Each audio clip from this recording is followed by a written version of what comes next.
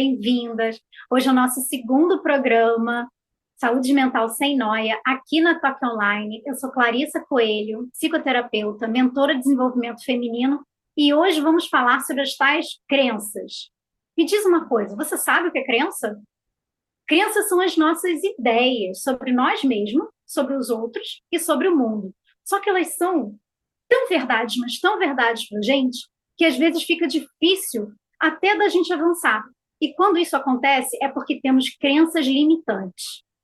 Como é que as crenças se formam? As crenças são formadas desde as nossas experiências primeiras, com quem cuidou da gente. Pode ser nossos pais, podem ser outros adultos. Mas elas são instaladas por repetição ou forte impacto. Ou seja, a gente vê, ouve e sente várias vezes, ou aquilo que a gente experiencia tem um forte impacto emocional. E as crenças são instaladas. Quando são instaladas crenças limitantes, isso é um problema, porque a gente paralisa frente a algumas situações. Por exemplo, as crenças de incapacidade fazem a gente achar que a gente não é capaz de fazer nada. Não é capaz de postar um vídeo na internet, por exemplo. Não é capaz de realizar um trabalho, não é capaz de ter uma promoção, não é capaz de saber cuidar de um filho, ou uma crença de desvalia. Tudo que eu faço não tem valor. Ah, o que os outros fazem é melhor do que o meu. Ah, eu não vou fazer não, porque eu não faço bem feito. Todas essas crenças de desvalia, desamor, incapacidade faz com que a gente não alcance os nossos objetivos, porque a gente desiste antes mesmo de tentar. Então, não deixe a crença limitante parar você. Por isso é que eu trouxe hoje uma convidada que vai fazer você mudar de ideia. O nome dela é Marília Bolt e ela é idealizadora do Superação da Violência Doméstica. Marília, tudo bem? Eu gostaria de ouvir um pouquinho da tua história. Conta pra gente aqui como você fez com as tuas crenças limitantes. É um prazer e uma honra estar aqui com vocês. Meu nome é Marília Bolt, e estou muito contente de estar falando sobre essa temática, que é uma temática que eu trabalho há muitos anos e gosto muito de falar sobre isso. Obrigada, Marília. Nós que agradecemos. Aliás, eu acertei seu nome. Acertei, né? Acertou.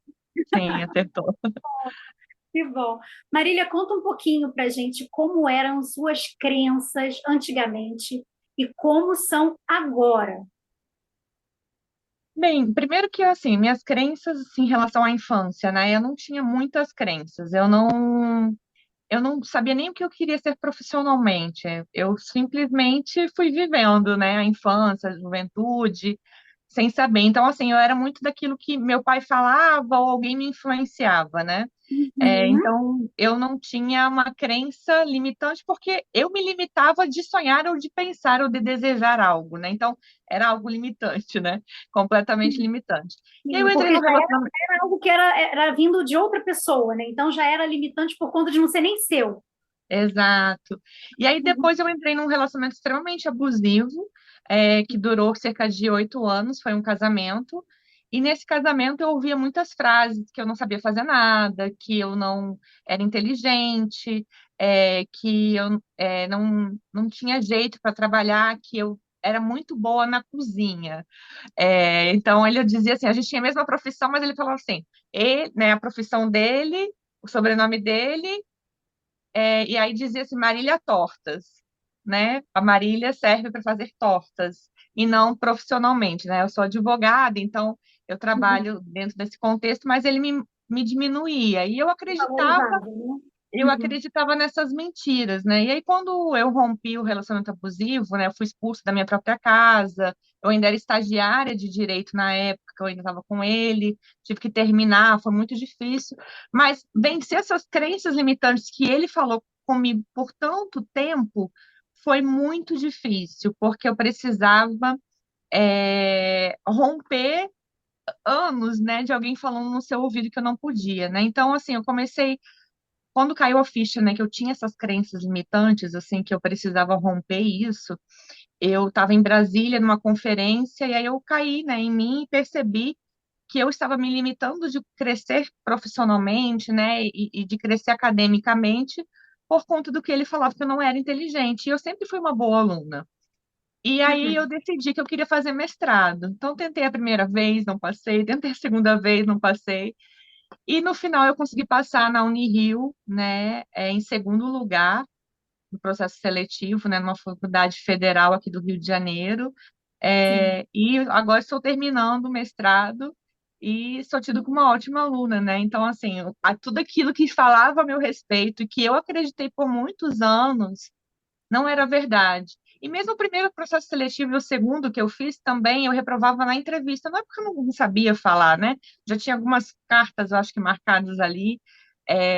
E quando eu fui num processo seletivo melhor e mais, né, menos com seriedade, digamos assim, eu fiquei muito bem colocada, né? Então, eu acho que essa foi uma das grandes crenças limitantes que me foram impostas e que eu acabei conseguindo me livrar. é, É como se fosse uma marca, né? Porque isso martela tanto na sua personalidade que para você desconstruir isso é bem difícil, mas foi um processo duro, mas muito gratificante, né? Fico muito feliz com as conquistas. Tá? E é como a gente estava falando antes, né? As crenças, elas são instaladas por repetição, né? Então, quanto que você ouviu essas crenças, essa fala sobre você, esse conceito sobre você, várias vezes? Você viu, ouviu e sentiu isso várias vezes e acabou acreditando que você era daquela maneira que estava sendo dita, né? E Exato. acreditando, você vivia aquela realidade, vivia como se fosse de acordo com aquilo. Porque quando a gente crê, a gente molda a nossa realidade ao que a gente crê, porque as nossas crenças, elas ditam o nosso comportamento. Então, tudo que Mas a gente crê, sabe que eu palestrei, depois tive a oportunidade de palestrar na faculdade onde eu estudei, né? Na época eu estava no relacionamento abusivo. E depois também numa outra faculdade que a minha professora, na época, me levou. E todos eles eram unânimes. Marília, você era muito inteligente. Sempre foi uhum, inteligente. Mas eu acreditava que eu não era boa o suficiente, que eu não era tudo aquilo que. Porque o que ele dizia para mim era o que fazia sentido, mas por mais que ele dizia isso, eu ainda era uma boa aluna, mas eu não conseguia me ver como tal, né? Muito louco isso. exatamente isso. Porque apesar de fora, né, tá falando e tá mostrando, provando a tua crença era mais forte. O quanto que a tua crença te paralisava frente aos fatos, né? Era fato. Uhum. Você É, estava vendo ali, o que você estava vivendo, o que você estava ouvindo, mas como teu referencial, apesar de você estar ouvindo de outras pessoas, o teu referencial maior era ele, né? E você ouvia, via e sentia sempre a mesma resposta dele, o quanto que isso também você não conseguia perceber o que era diferente, né? Da linguagem dele, o que era falado ao contrário do que ele falava não tinha efeito, porque o que ele falava era o que você acreditava, era o que você tinha como crença. E o e nem quanto que as isso. notas, né? E é tão louco, porque assim, minhas notas não eram ruins, eram boas, mas ainda assim eu me sentia uma burra, sabe? Porque falava tanto que eu, tipo, isso não é uma boa nota. Tipo, eu tirava um 8,5, nossa, isso não é uma boa nota. Boa nota é uma pessoa que tira 10, né? Então eu me diminuía porque não tinha 15 décimos, né? Numa Sim, nota, sei lá, se 1,5. você tivesse 10 e tirasse 10, né? E você sempre ia querer um pouco mais para poder se sentir melhor. Mas me fala, como é que você superou isso? Como é que você chegou ao ponto de falar, não, eu não quero mais isso para minha vida, não é isso, não é assim? Como é que foi esse momento? Conta pra gente, Maria. Eu fui meio que obrigada a romper o relacionamento abusivo, né? E aí também foi muito difícil esse processo de entender que aquilo tudo que eu vivi não era um relacionamento amoroso, que era realmente algo abusivo, de que o que eu vivi também não era normal, foi muito doloroso. Mas assim, eu fui para o psicólogo, eu fui para o psiquiatra, fui para congressos, eu fui buscar minha espiritualidade, eu fui buscar coisas que me fortaleciam. E ali eu fui percebendo que tinham coisas que me limitavam, que tinham questões que eu simplesmente fui acreditando nessas mentiras que foram faladas por tantos anos sobre mim. E aí eu decidi que eu não ia aceitar isso, que eu ia romper essas falas que tanto falavam no meu ouvido, né? Então eu queria agir Por exemplo, eu não podia usar batom vermelho, então eu vou fazer questão de usar batom vermelho. Eu não podia Uhum. usar salto, então eu vou fazer questão de usar salto. Ah, você é Ótimo. burro inteligente, então eu vou fazer mestrado. Então eu Sim. fui tentando fazer justamente para quebrar aqueles paradigmas que foram colocados como barreira sobre a minha vida, principalmente tentando, acho que, me frear, né, de me diminuir, que essa era a intenção dele. Eu falei, não vou aceitar isso. E aí eu fui buscando formas e, assim, não foi, a Marília entrou no mestrado no dia seguinte. Não, eu fui ser pesquisadora na UFRJ, né, ajudei a fazer capítulos de livros, eu fui trabalhando, né, dentro dessa temática até chegar a conseguir entrar no mestrado, por exemplo, né, aqui falando do mestrado principalmente. E a superação da violência doméstica, como é que veio isso para a tua vida? Como é que apareceu esse projeto bacana que você hoje faz, hoje é o teu propósito de vida?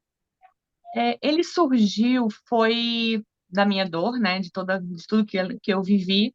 As pessoas já vinham naturalmente, através de mim, conversar comigo em todos os ambientes que eu ia, porque sabiam que eu tinha sido expulsa da minha própria casa, que eu tinha sido agredida, enfim, que eu tinha passado por muitas e muitas dificuldades. Então, as pessoas já vinham me pedir ajuda. Eu, lendo um livro uma vez, o livro dizia que o que que eu fazia, ele lançou uma pergunta, o que que eu fazia pelos outros que eu poderia potencializar isso e como eu poderia potencializar isso que eu já fazia em prol da sociedade.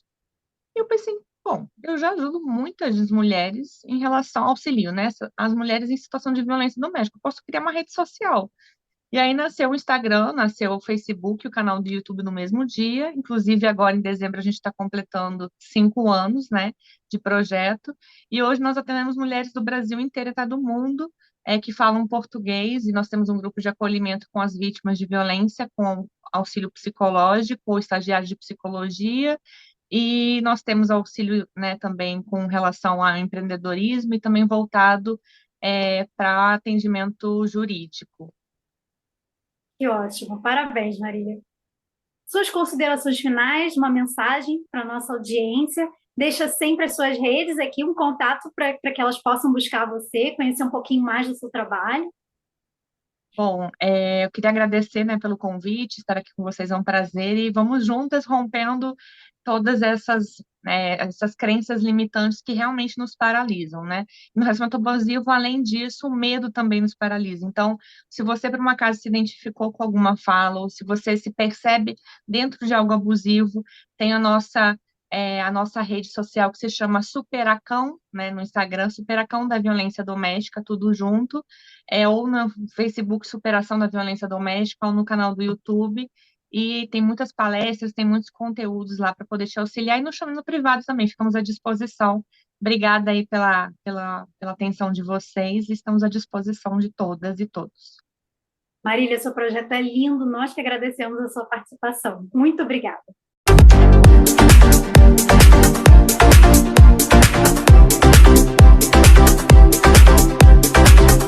Agora é aquele nosso momento. Clá, me ajuda!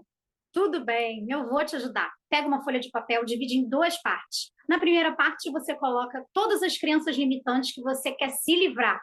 Acabou. A partir de hoje, chega. Coloca as suas crenças limitantes. Eu vou te dar um tempinho para você fazer isso, tá? Já foi? Na segunda parte, você vai colocar as crenças que você quer ter a partir de agora. Crenças possibilitantes.